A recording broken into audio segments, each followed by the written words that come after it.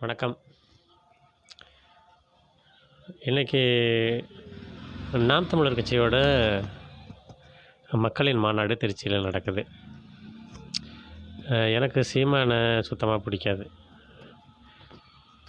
நாம் தமிழர் கட்சியில கூட சில கருத்து முரண்கள் இருக்கு. நான் கூட மாநாட்டுக்கு போலான்னு நெனைக்கிறேன். ஏன் அப்டின்னா,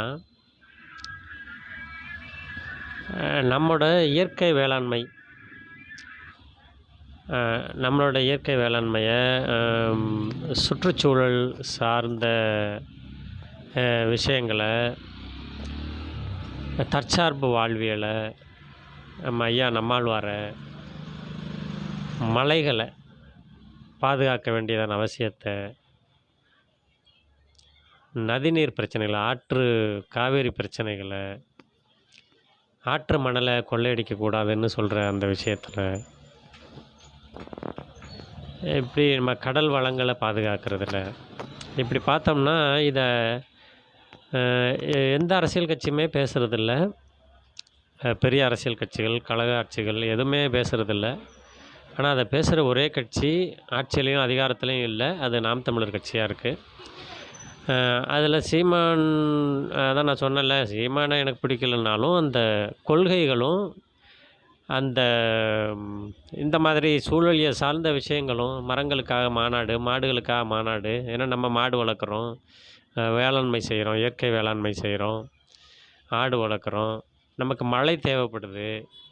அப்ப இந்த மாரிலாம் சூழ்நிலைகள் இருக்கும்போது, இத ஆதரிச்சு, இதுக்காகவே வேலை செய்ற ஒரு கட்சி இருக்குன்னா, அது நாம் தமிழர் கட்சியா இருக்கு. அதில நாம் தமிழர் கட்சி தம்பிகள் மிக சிறப்பா செயல்படுறாங்க. சீமானும் கூட செயல்படுறாரு. நான் தான் சொன்னேனே, சில முரண்கள் இருக்கலாம். ஆனா இந்த செயல்பாடுகள் உண்மை. அதுக்காக நான் போணும் அப்படின்னு நெனைக்கிறேன்.